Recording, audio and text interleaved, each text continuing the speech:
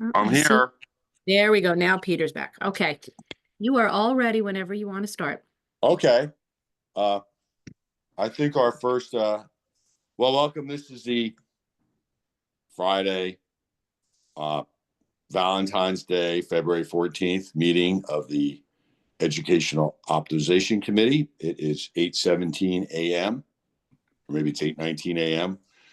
And we have guests with us today. So I think I don't have the agenda right in front of me because it dropped when I did my Zoom, but I think we have a discussion of the structural engineering as our main. Yes. Yes, That was our agenda topic. So we have Colliers. But first on the agenda is to approve the minutes. Yes, you have to approve And the call minutes to as well. order. So I read the minutes. I'm okay with them. Anyone else have comments? No, they're fine. So can I have a motion to approve the minutes? Motion to approve the minutes. I don't think Chad's on the line because I can only see Steve. So No, No, Chad's here. Yes, I am. Oh. I second. Second. all ayes, say aye. Aye. Aye. Meeting minutes are approved. So we move on to our next agenda item, and I'll let Phil take it from here. Thank you. So as you guys know, we submitted an RFP a few weeks ago for a structural engineer to do pretty much an assessment of the middle school. Unfortunately, we only had one response. That response was from SLAM. So we've invited Scott and Chuck kind of just to walk us through their take on SLAM and pretty much to see, it's the only one that we have, but to give us a recommendation to move forward. Yeah, good morning, Phil. Chuck Warrington. Good to see you all, by the way. It's been a little while. Yeah, so with respect to SLAM, both Scott and I, we have, I think we both have extensive experience working with SLAM Collaborative in many different facets. Myself, just kind of a little background, I was looking through their proposal. Almost forgot about one of the East Hampton High School is a renovation project that we completed, I want to say around 2017-18. It's been a little while, but that was done successfully. And then Scott managed our Region 14 up in Nawnawag with SLAM as well. I'm currently working with SLAM and with the city of Stamford at West Hill High School. It's currently the largest high school project going on now. So we're working with them there, and then also we had some engagement with them. They're helping with some ed specs for Wallingford High School as we speak. So they're an extremely qualified firm. We have no hesitation in recommending them for this endeavor. They have a full complementary team in-house.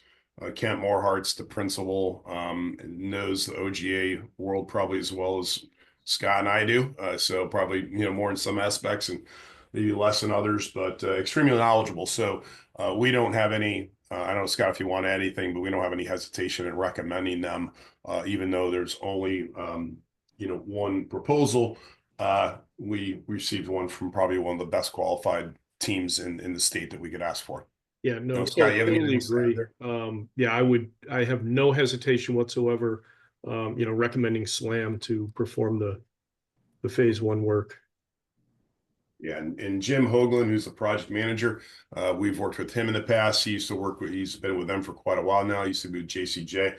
Excellent project manager, excellent architect, great to work with, just good personality as well. So, I know you would enjoy working with Jim as well, just from a workability perspective on that. So the one thing, just on the scope of work, just want to maybe clarify a little bit for everybody so we all kind of understand. I think there's been, the focus is the structural review aspect. I've heard that. So the renovation status review is more than structural. I just want to make sure we're all kind of aware of that. Structural is part of it, but if we do the full proposal, it also includes cost estimating. They'll be comparing the cost of renovating the facility versus building a new facility. That's part of that analysis as well. So cost estimating as well. They look at code.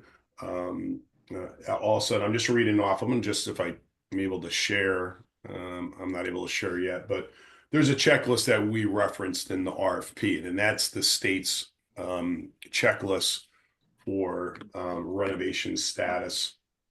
I think we shared. Can I stop you for a second, Chuck? Ju- I believe I read that in the governor's budget proposal that they're having for the legislature, he wants to reduce the amount of cost sharing funds that are available. Are you aware of that? I mean, I've heard about it, Stephen, but I don't know the details of that and what that's impacting, to be honest. okay, right. I mean, I think that is something we need to get more information on, because Yeah, that's certainly yeah, I definitely want to know more about that. I think what I might recommend having a chat maybe with your yeah, okay.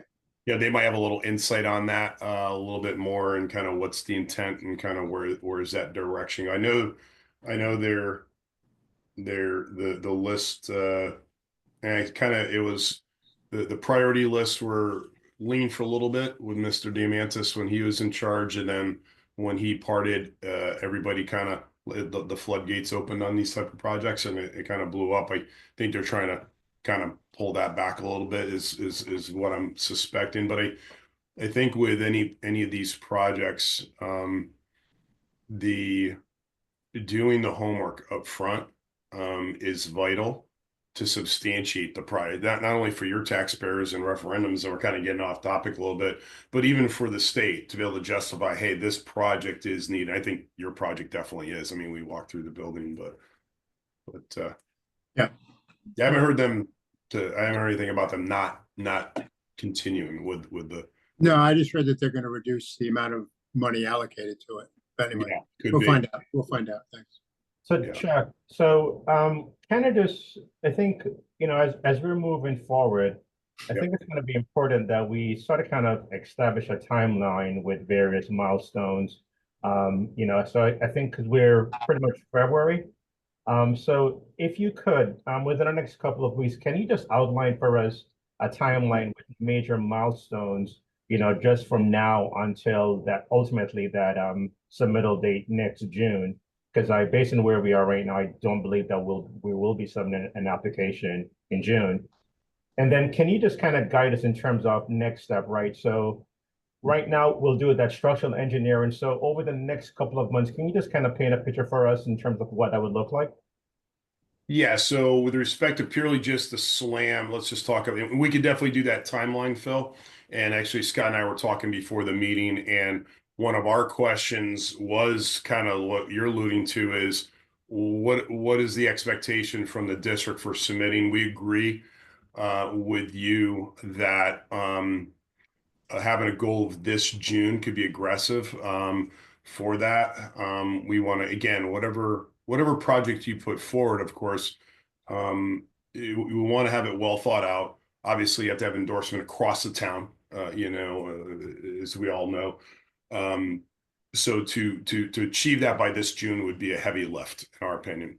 Right. So I think that's why having that timeline with all the major Yeah. milestones is going to be critical, but just to kind of keep us on target and keep us focused. Yeah, we have those. We've done. Scott, go ahead. Yeah, absolutely. Yeah, we can do that. And I think, again, it's going to be, we can either look at it as kind of two parallel scenarios quickly, or, once you've determined, if the building is or is not, I mean, it's an easy task if if SLAM determines that the building is not suitable for renovation status, then in essence you're building new. But we can kind of take a look at its parallel timelines. We know you've got an ed spec, but depending on the final solution, the ed spec might need to be tweaked just a little bit to clarify the specific project and then recertified by the Board of Education. So yeah, all of that we can take a look and put a timeline with, absolutely identifying a project, having sufficient time to market the project, estimate it, get the information out to the community, look at your financials, your bonding costs, impact to taxpayers. all that with a target of June 26. Yeah, we'll definitely put that together. Thank you very much for that. And then with this, so I think, Steve, that the next step, and Lisa, the next step would be to present this recommendation to the board on the 24th, just for a full approval. Recommendation to go forward with the consulting? Correct. Yeah, that's great. Okay. All right. Do we have a cost? Yeah, so their fee proposal, the total cost was in the parameter in the area I thought. So their total is 47,500, Peter, and that consists of two numbers. And what we had asked for them is the initial phase is we're calling it the preliminary assessment.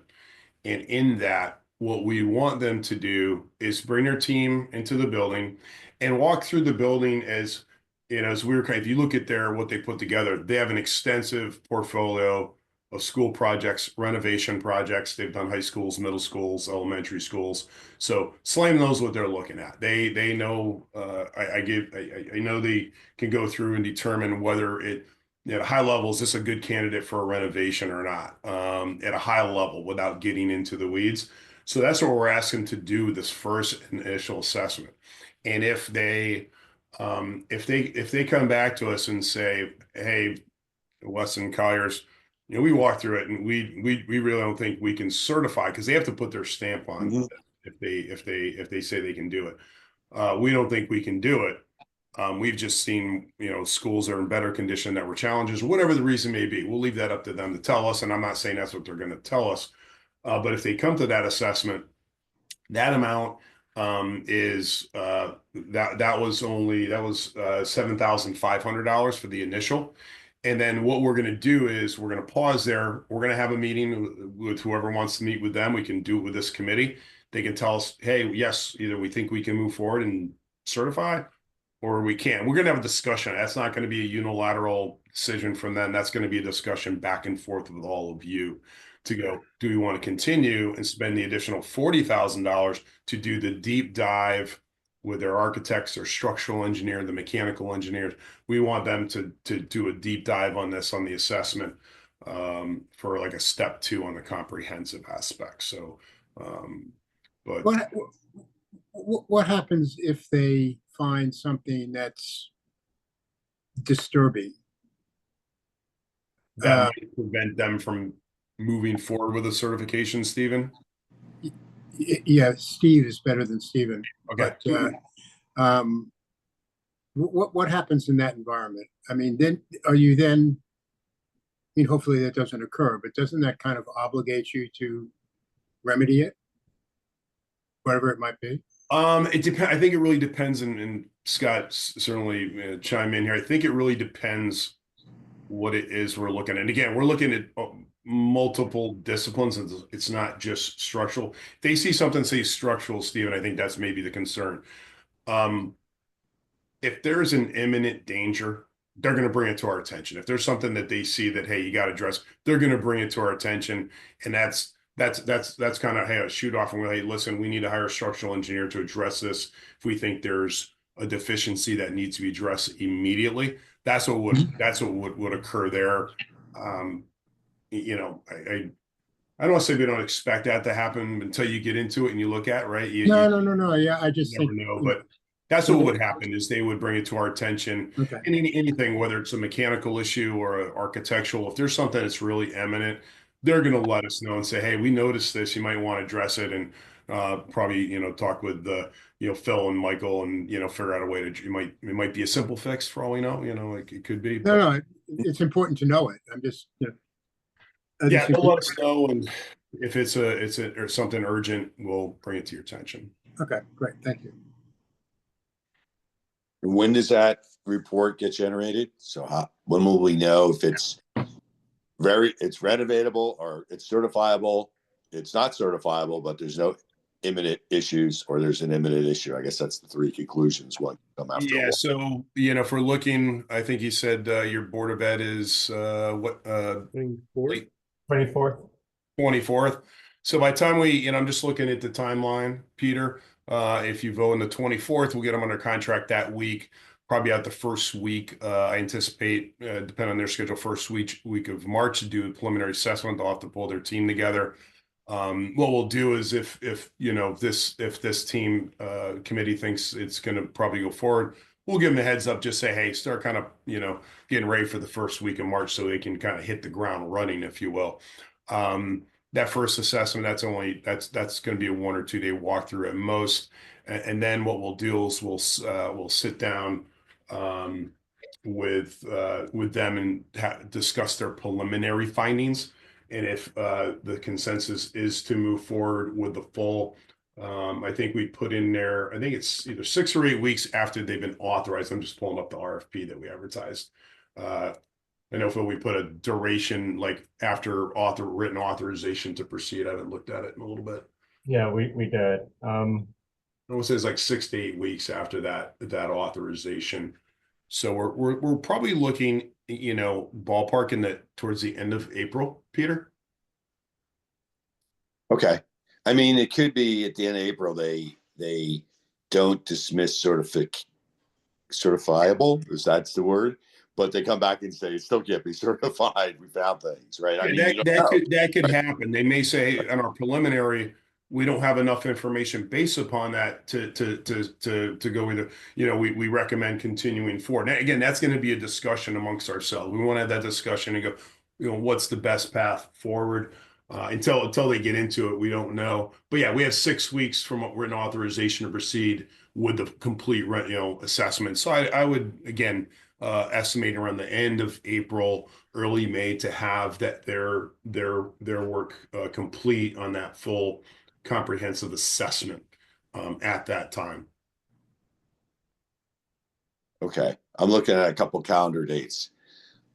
We have another meeting of this group, March 21st. So that'd be a nice meeting to talk about their initial That walk. might be a good update for the preliminary assessment for that date for sure. Yeah. April 21st, we have Easter Monday, we have the Board of Ed meeting remote. It would be great if we could, fingers crossed, put that on an agenda item. If not. I mean, we can't rush it, but. And it could be potentially an update. It might not be the final report. It might be an update from SLAM, especially if it's remote. Those are, Yeah, those are easy. They can just give us an update of where they're at. What's the status of that at that point. Okay. I know all the firms are honestly, everyone's busy right now. There's just so much work going on right now. I'm sure. But they can at least give an update on that. Yeah, I'm trying to see when the April EOC date is. I can't pull up my calendar. When's our April date? Does anyone have it in front of you for this group's April meeting? Because if it's the Friday before the board meeting, that's also a good time to do an update, and then once we get them underway, we'll develop what we call our milestone schedule. That's a really detailed date by date. It kind of feathers in with that larger schedule, Phil, that you talked about. We call that our macro schedule. It's the timeline, just simple linear bars and showing milestones. But we'll develop a detailed schedule for this one with deliverables, meeting dates, updates that will over the next couple of months that will keep us on target, if you will. So we're not going multiple weeks like, where are we at? And we're revisiting. Yeah. The date for the April date is Good Friday. We're going to have to change that date. We're going to have to change that. I think we're going to have to move it to the week before, which is April 11th, which is when Finance and Facilities is as well. all right, let's do that. And if we have more information by then,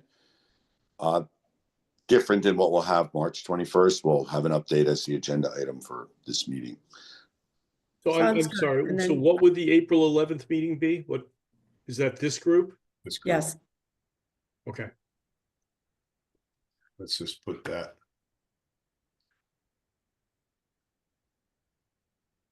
In our calendar. And Jody, will you send out meeting requests for that? I'm doing it as we speak. Thank you. Thank you, On Jody. our calendar, it's What format is the reporting, both the initial walkthrough and then is it just a document, or Yeah, is so the initial walkthrough, the preliminary assessment, and this is, and I think I mentioned it last time, Peter, this is a process that we recommended recently. I don't know of anybody that's done this before. The preliminary assessment. I expect that at best it'll probably be a meeting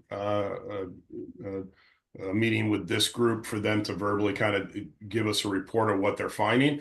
If, say, for example, if their finding is we've gone through and we don't believe that we can certify a renovate like new status here, we would say, okay, let's follow up with a formal letter on their letterhead that comes to the board. But I'd rather have the discussion before they send the letter, because it needs a discussion, because it'd be like, hey, we're not really sure. And you may say, listen, we still want to go through Right. with full analysis, depending on what their findings are. It might not be as black and white as we might suspect it to be.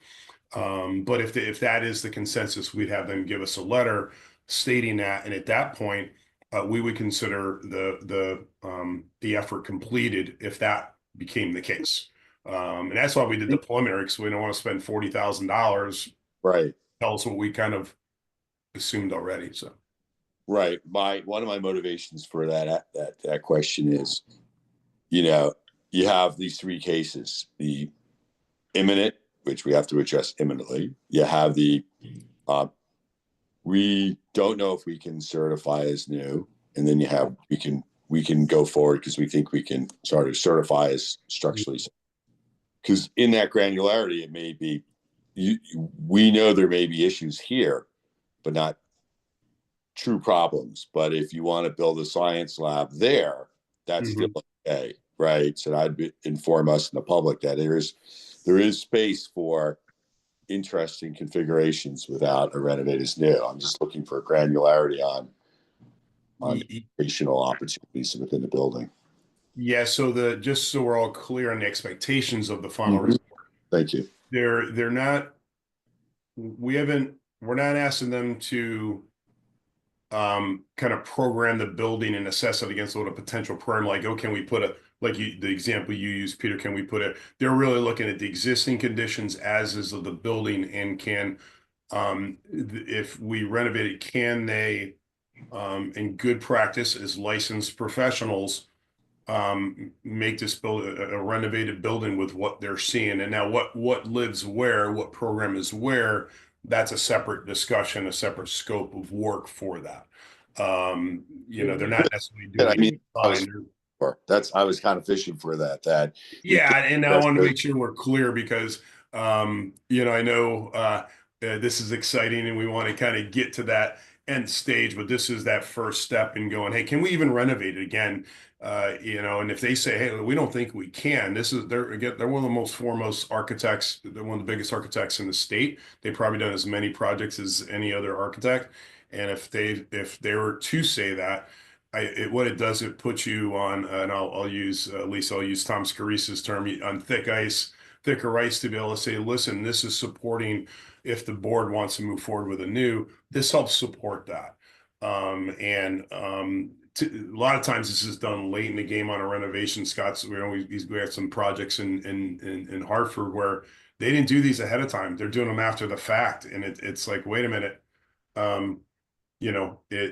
it needs to be looked at early to assess it. But I think it's more of a strategy for us to understand what direction should we go, or what our options are. Do they work on? And I do think excuse me, within the Tecton study, they had done a concept of opening the building up in the center. I think, Peter, that's maybe what you were getting to in a reorganization. So, we may be able to just give them that sketch and ask their opinion on, if they determine that, step A, the building is structurally sound, we may be able to just kind of give them that concept that's already been developed and vetted by Tecton, I'm assuming in conjunction with the ed spec they developed, and just say, okay, guys, real quick then, what do you think about the concept of opening the building up in the center? Do you see anything, not asking for any detailed analysis or anything else, just an opinion from the design professional on the achievability of that concept, Right. but we're not asking them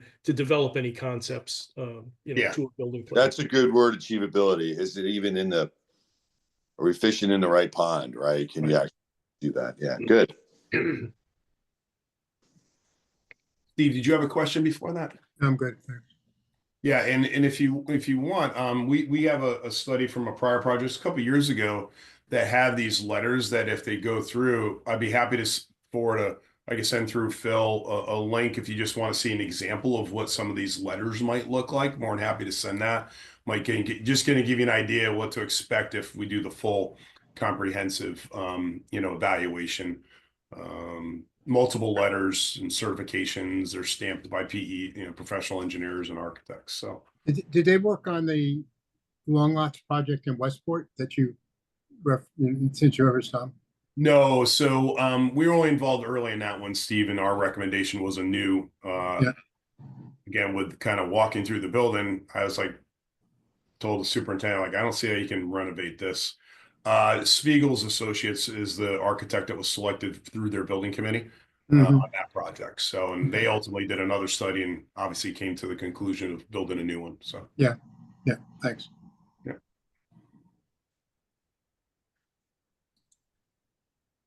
but no, I think you'll be in good hands with Slam on board. I did just note the one, and I think they'll be minor, but the 47.5 does not include reimbursable expenses. There may be some minor mileage expenses, and so forth. I think, Chuck, maybe what we could do is reach out to Kemp really quick and maybe just set an allowance. Not to exceed. Yeah, like $500 or something. So round it up to 48 total, including reimbursable expenses. Yep. Good point. Okay, sounds like we're in a good place with all of this. Thank Yeah. you, Chuck and Scott. We really appreciate it. You're welcome. All right. So Always a pleasure. this is really informative and succinct, right? I mean, it's in the weeds at the right level. So I think we've actually done 3 and 4 at the same time. So I think we can move to adjournment. Okay.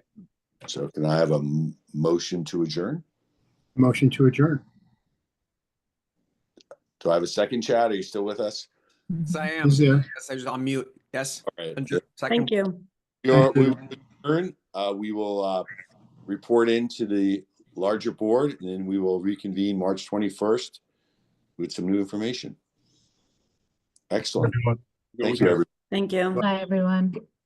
Thanks, Lisa.